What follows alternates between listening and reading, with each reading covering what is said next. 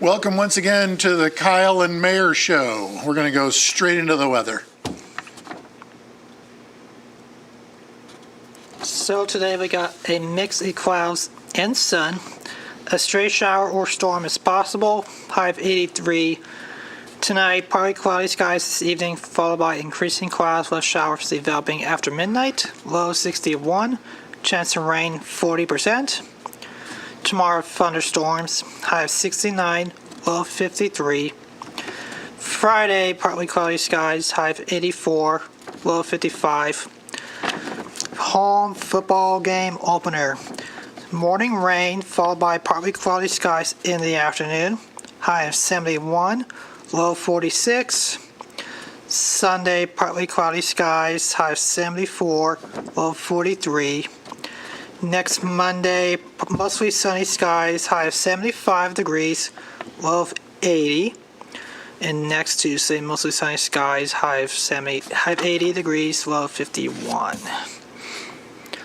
And so we got football's home Saturday at 4 p.m. against West Virginia University. So they are actually having more parking lots open this for the first home game. They're actually having parking at the fairgrounds. They're having a shuttle from the fairgrounds to the stadium and back after the game. And they're saying that all the parking and tailgating will be open at 7 a.m. on Saturday, 9 hours before game time, or 7 hours before gates open. So, which means the LEC are opening the gates 2 hours earlier than normal.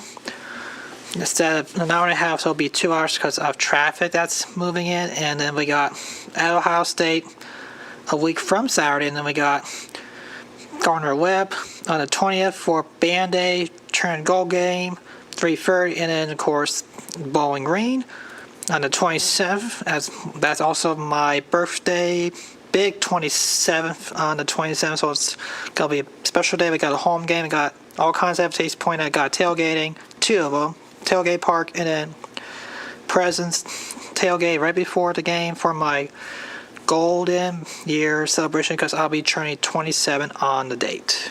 And then soccer is home the 18th for Turn Gold. And then we got we are only less than 2 months, just exactly 2 months till basketball season starts. Sports. Up and running. That's right. Anyway, okay. A couple items to bring forward as everyone is tracking and recognizing, that being that Southeast Ohio, Athens County, and Washington County, and surrounding counties have kind of become ground zero for the epizootic hemorrhagic disease that is being experienced by the deer population. And we've had a lot of people call in or email or texting asking about how do we get rid of this deer that is now deceased in our backyard, in our side yard, or in my driveway? So a couple of things just to point out. It's important, number one, if you have a deer that is on your property that has oddly become deceased, clearly, that has not been struck by a car, that would be typical limbs going in directions they normally wouldn't go in, for that deer to be lying in your yard. Bloating is one of the things that you'll see, some other signs.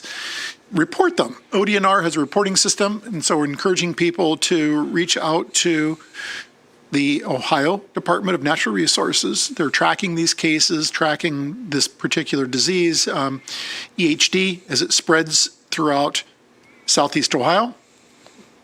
Removal from the public right-of-way. If there is a deer carcass in the roadway, you can reach out to the City Department of Engineering and Public Works at 593-7636. And during normal business hours, and they will come and remove it from the public right-of-way. If it's on private property, the city of Athens, we cannot enter onto your private property and remove that deer. There are individuals out there that are working to help private properties with the removal of a deer, and in some cases, bagging it and taking it out to the public right-of-way, of which the city then does become responsible for removing it the rest of the way. There's also some entrepreneurs who will dispose of that deer themselves for you. So remove it from your property and truck it elsewhere to be disposed. So keep that in mind. Agricultural lime is you can apply directly to the carcass, which will help dry it out and reduce the odors if burial on your property or wherever is not possible.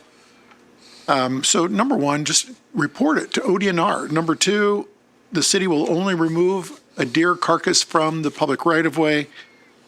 And number three, I'm sure if you were to Google, in Athens County, is there someone out there that can dispose of a deer carcass from my private property, that there are entities out there that are probably more than happy and willing to do that for you.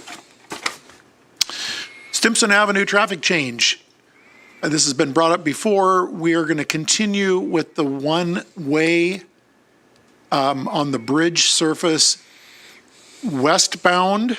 That'll continue on until September 12th at 5 p.m., after which it will be reverted back to two-way signalized on the new driving surface of the Stimson Avenue Bridge. So keep that in mind. Probably the big impact will be, as Kyle, you mentioned, The game on Saturday. with the game on Saturday, with a large population West Virginia from coming. West Virginia coming in on Route 50.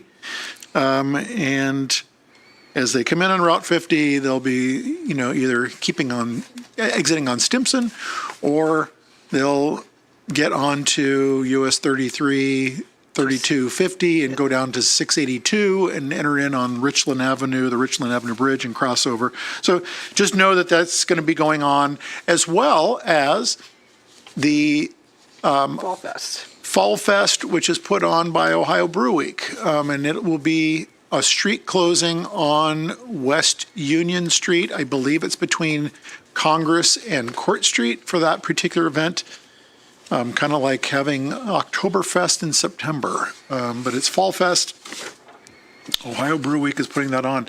Athens Arts and Music, no, not Arts and Music Fest. The Athens Municipal Arts Commission is still looking for either self-nominations, or someone can nominate you if you are a creative poet for the next Poet Laureate. This would be the 2026-2028 Poet Laureate for the City of Athens. So we're encouraging all poets, or if you know of a poet who might be too shy or whatever to nominate themselves, there is to do so. There is a $2,000 annual honorarium associated with the Poet Laureate, so $4,000 over the course of the 2 years that we put towards our arts, and in particular, the Poet Laureate.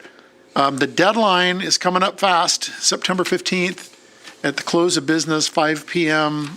is when they will not be accepting any more applications for the next Athens Poet Laureate. The last thing I have is the upcoming meetings. So today we have the Environment and Sustainability Commission will be meeting here in the Berry Conference Room on the first floor. That will be at 6 p.m. this evening. Tomorrow, September 4th, will be the Community Relations Commission. They'll be meeting at the Athens Public Library in the small conference room. That's at 1 p.m. tomorrow. Historic Preservation is meeting September 8th, 5:30. That is in the Berry Conference Room here in the City Building. And also on September 8th is the Athens City Council meeting at 7 p.m. And there's one more. The Board of Zoning Appeals is on September 9th at 7 p.m. And that one is here in council chambers, as is typical, as they take up BZA-related business. That's all we've got. Enjoy this continual cool temperature. I don't think it's here to last. I think we're in the middle of Fool's Fall, or False Fall, whatever you want to call it. Fool's Because I Fall. think it's going to start to warm up again, as you kind of indicated. Into next week, you'll see 80s once again. 80s again, and who knows. But it has certainly been nice. So hopefully you're getting out and enjoying the crisp mornings and the crisp evenings. I know that I have. So I do hope that I. you have. Yes. And please join us again. I have to think about this for a second, 2 Kyle. weeks. It's going to be 2 weeks, if not longer, because I have to go to the Oklahoma Municipal League Conference and speak on behalf of the National League of Cities. So we won't be meeting next week, and I am not 100% sure on the week after, but we will return as usual to the weekly update with Kyle Johansson and the mayor, or the Kyle Johansson and Mayor Show. See you again.